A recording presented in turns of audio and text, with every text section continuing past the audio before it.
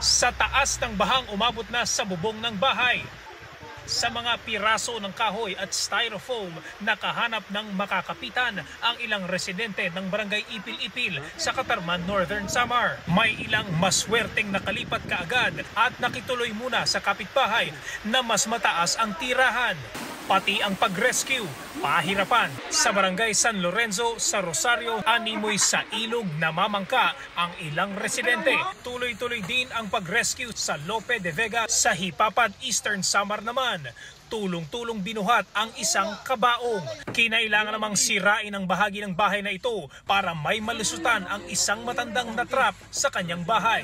November 20, 618 millimeters na ulan ang bumuhos sa bayan sa loob lang ng 24 oras. Ang dahilan niyan, shear line, kung saan nagtatagpo at naghahalo ang malamig at mainit na hangin.